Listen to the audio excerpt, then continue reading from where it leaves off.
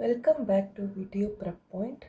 ಇವತ್ತಿನ ವಿಡಿಯೋದಲ್ಲಿ ನಾವು ಮೆಷಿನ್ ಲರ್ನಿಂಗ್ ಸಿಕ್ಸ್ ಎಮ್ ವಿಡಿಯೋದಲ್ಲಿ ಫಸ್ಟ್ ಮಾಡ್ಯೂಲಲ್ಲಿ ಫಸ್ಟ್ ಚಾಪ್ಟರ್ನ ನೋಡ್ತಾ ಹೋಗೋಣ. ಫಸ್ಟ್ ಏನಾಗಿದೆ, introduction to M L, machine ಲರ್ನಿಂಗಿಂದ ಇಂಟ್ರಡಕ್ಷನ್. ಅದರೊಳಗಡೆ ಏನು ಹೇಳ್ತೀವಿ ಅಂತಂದರೆ, ಮೆಷಿನ್ ಲರ್ನಿಂಗಿನ ನೀಡ್ ಏನಕ್ಕೆ ಬೇಕು, need for machine learning. First ಏನಕ್ಕೆ ಅಂತಂದರೆ, ಬಿಸ್ನೆಸ್ ಆರ್ಗನೈಸೇಷನ್ ಏನನ್ನು ಯೂಸ್ ಮಾಡ್ತಾ ಇತ್ತು, ಹ್ಯೂಜ್ ಅಮೌಂಟ್ ಆಫ್ ಡೇಟಾ. ಅದರದ್ದು ಡೈಲಿ ಆ್ಯಕ್ಟಿವಿಟೀಸಿಗೋಸ್ಕರ ಒಂದು ಬಿಸ್ನೆಸ್ ಆರ್ಗನೈಸೇಷನ್ ಅವ್ರದ್ದು ಡೈಲಿ ಆ್ಯಕ್ಟಿವಿಟೀಸಿಗೆ ಹ್ಯೂಜ್ ಅಮೌಂಟ್ ಆಫ್ ಡೇಟಾನ ಯೂಸ್ ಮಾಡ್ತಾ ಇರ್ತಾರೆ. ಪೊಟೆನ್ಷಿಯಲಿ ಆ ಡೇಟಾನ which is not utilised because of the two reasons. ಎರಡು ರೀಸನ್ಸಿಂದ ಆ ಡೇಟಾನ ಏನು ಮಾಡ್ತಾಯಿದ್ರು, ಪೊಟೆನ್ಷಿಯಲಿ ಆಗಿ ಎರಡು ರೀಸನ್ನಿಂದ ಯೂಸ್ ಮಾಡ್ತಾ ಇದ್ದಿಲ್ಲ. ಯಾವ್ಯಾವ ಆ ಎರಡು ರೀಸನ್ ಅಂತ ಹೇಳಿದ್ರೆ, ಫಸ್ಟ್ ರೀಸನ್ ಏನು ಅಂತಂದರೆ, a scattering of data across different system and organisation. ಆ ಡೇಟಾ ಏನಾಗ್ತಾಯಿತ್ತು, ಡಿಫ್ರೆಂಟ್ ಆಗಿರುವಂಥ ಆರ್ಗನೈಸೇಷನ್ ಮತ್ತು ಸಿಸ್ಟಮಿಗೆ ಸ್ಕ್ಯಾಟರ್ ಆಗೇ ಆಗುತ್ತಲ್ವ ಒಂದು ಡೇಟಾ ಅಂತ ಅಂದಮೇಲೆ. ಅದು which is not being integrate these sources fully. ಆದರೆ ಇದನ್ನು ಇಂಟಿಗ್ರೇಟ್ ಅಂದರೆ ಯೂಸ್ ಮಾಡ್ಕೊತಿದ್ದಿಲ್ಲ. ಎಲ್ಲ ಆರ್ಗನೈಸೇಷನ್ನು ಎಲ್ಲ ಸಿಸ್ಟಮ್ಗೂ ಕೂಡ ಈ ಡೇಟಾ ಹೋಗ್ತಾ ಇತ್ತು, ಆದರೆ ಅದನ್ನು ಅವರು ಕರೆಕ್ಟಾಗಿ ಯೂಸ್ ಮಾಡ್ಕೊಳ್ತಾ ಇದ್ದಿಲ್ಲ. ಸೆಕೆಂಡ್ ರೀಸನ್ ಏನಕ್ಕೆ ಇದು ಯೂಸ್ ಮಾಡ್ಕೊಳ್ತಾ ಇರಲಿಲ್ಲ ಡೇಟಾ ಅಂತ ಹೇಳಿದ್ರೆ, awareness about the software tools. ಯಾವ ರೀತಿ ಯೂಸ್ ಮಾಡ್ಕೊಳ್ಬೇಕು, ಯಾವ ಥರ ಅನ್ನೋ ಅವೇರ್ನೆಸ್ಸೇ ಇದ್ದಿಲ್ಲ. ಆಯಿತಾ, ಅದಕ್ಕೋಸ್ಕರ ಈ ಎರಡು ರೀಸನ್ಸಿಂದ ಬಿಸ್ನೆಸ್ ಆರ್ಗನೈಸೇಷನ್ಸಲ್ಲಿ ಡೇಟಾ ಪೊಟೆನ್ಷಿಯಲಿ ಆಗಿ ಫುಲ್ಲಿ ಆಗಿ ಯೂಸ್ ಮಾಡ್ಕೊಳ್ಳೋಕ್ಕಾಗ್ತಾ ಇದ್ದಿಲ್ಲ. ಈ ಎರಡೂ ರೀಸನ್ಸಿಂದ ಲೇಟೆಸ್ಟ್ ಟೆಕ್ನಾಲಜಿ ಬಂದಿದ್ದು ಯಾವುದು, ಮೆಷಿನ್ ಲರ್ನಿಂಗ್ ಅನ್ನೋ ಲೇಟೆಸ್ಟ್ ಟೆಕ್ನಾಲಜಿ ಬಂತು.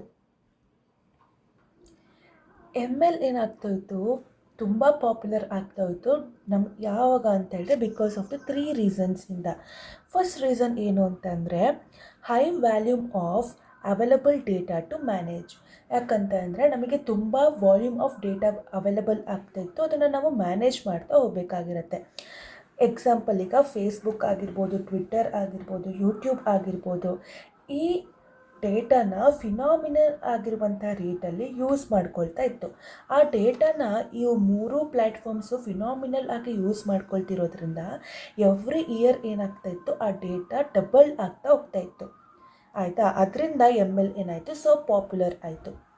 ಸೆಕೆಂಡ್ ರೀಸನ್ ಏನು, the cost of storage has been reduced. ಆ ಡೇಟಾನ ಸ್ಟೋರ್ ಮಾಡ್ಕೊಳ್ಳೋದು ಏನಾಯಿತು, ರೆಡ್ಯೂಸ್ ಆಗ್ತಾ ಹೋಯಿತು. ಆವಾಗ ಹಾರ್ಡ್ವೇರಿನ ಕಾಸ್ಟ್ ಕೂಡ ಏನಾಗ್ತಾ ಹೋಯಿತು, ರೆಡ್ಯೂಸ್ ಆಯಿತು. ಅದಕ್ಕೆ ನಮಗೆ ಕ್ಯಾಪ್ಚರ್, ಪ್ರೋಸೆಸ್, ಸ್ಟೋರಿಂಗ್, ಡಿಸ್ಟ್ರಿಬ್ಯೂಟ್ ಮತ್ತು ಟ್ರಾನ್ಸ್ಮಿಟ್ ದ ಡಿಜಿಟಲ್ ಇನ್ಫಾರ್ಮೇಷನ್ನ ಸ್ಟೋರ್ ಮಾಡೋದಕ್ಕಾಗಿರ್ಬೋದು, ಸ್ಟೋರ್ ಮಾಡೋದು, ಡಿಸ್ಟ್ರಿಬ್ಯೂಟ್, ಟ್ರಾನ್ಸ್ಮಿಟ್ ಎಲ್ಲ ಮಾಡೋದಕ್ಕೂ ನಮಗೆ ಈಸಿ ಆಗ್ತಾ ಹೋಯಿತು. ಥರ್ಡ್ ರೀಸನ್ಸ್ ಏನಕ್ಕೆ ಅದು ಪಾಪ್ಯುಲರ್ ಆಯಿತು ಅಂತ ಅಂದರೆ, availability of complex algorithms especially with advent of deep ಲರ್ನಿಂಗಿನ ಮೇಲೆ ಎಲ್ಲ ರೀತಿ ಆಗಿರುವಂಥ ಕಾಂಪ್ಲೆಕ್ಸ್ ಆಲ್ಗರಿಥಮ್ ಸಿಗ್ತಾ ಹೋಯಿತು. ಆ ನಾಲೆಡ್ಜ್ ಪಿರಮಿಡ್, ಇದನ್ನೇನಂತ ಕರಿತೀವಿ ಅಂತಂದರೆ, which is called as an knowledge pyramid ಅಂತೇಳಿ ಕರಿತಾ ಹೋಗ್ತೀವಿ. ಆಯಿತಾ, ಇದರೊಳಗಡೆ ಫಸ್ಟ್ ಬರೋದು ಯಾವುದು, ವಿಸ್ಡಮ್, ಇಂಟೆಲಿಜೆನ್ಸ್ ಅಂದರೆ ಅಪ್ಲೈಡ್ ನಾಲೆಡ್ಜ್ನ ಇಂಟೆಲಿಜೆನ್ಸ್ ಅಂತ ಹೇಳ್ತೀವಿ. ನಾಲೆಡ್ಜ್ ಅಂತಂದರೆ ಕಂಡೆನ್ಸ್ಡ್ ಇನ್ಫಾರ್ಮೇಷನ್ ಮತ್ತು data.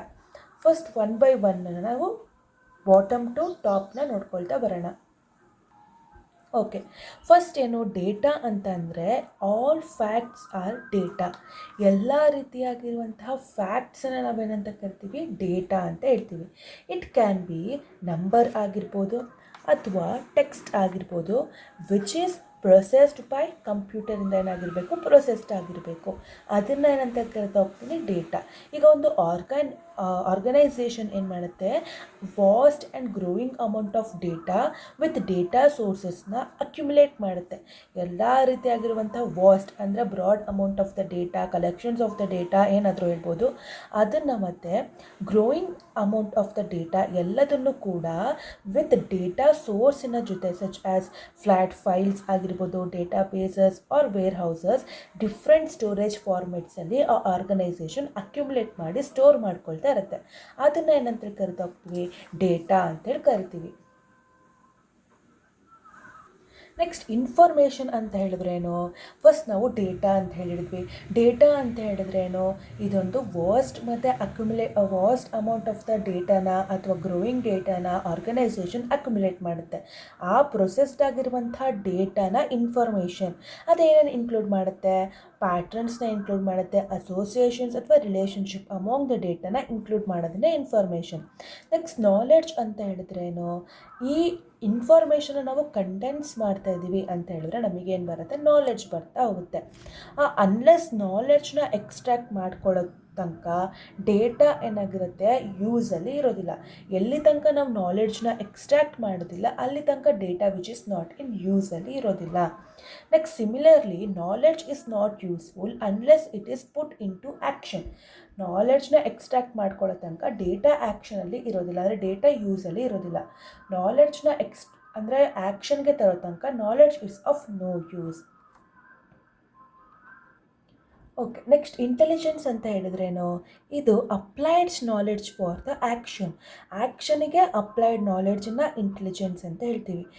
ಆ್ಯಕ್ಷನಬಲ್ form of the knowledge ಅಂತ ಹೇಳ್ತೀವಿ ಇಂಟೆಲಿಜೆನ್ಸ್ ಅಂತ ಕರಿತಾ ಹೋಗ್ತೀವಿ. ಲಾಸ್ಟ್ ಅಲ್ಟಿಮೇಟ್ ಆಬ್ಜೆಕ್ಟಿವ್ ಆಫ್ ಒಂದು ನಾಲೆಡ್ಜ್ ಪಿರಮಿಡಲ್ಲಿ ನಮಗೆ ಅಲ್ಟಿಮೇಟ್ ಆಗಿರುವಂಥ ನಾಲೆಡ್ಜ್ ಯಾವುದು, ವಿಸ್ಡಮ್.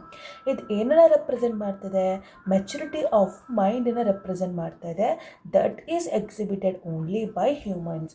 ಆ ಮೆಚುರಿಟಿ ಆಫ್ ದ ಮೈಂಡನ್ನು ಯಾರು ಎಕ್ಸಿಬಿಟ್ ಮಾಡ್ಬೋದು, which is exhibited only by the ಹ್ಯೂಮನ್ಸಿಂದ ಎಕ್ಸಿಬಿಟ್ ಮಾಡೋದಕ್ಕೆ ಸಾಧ್ಯ.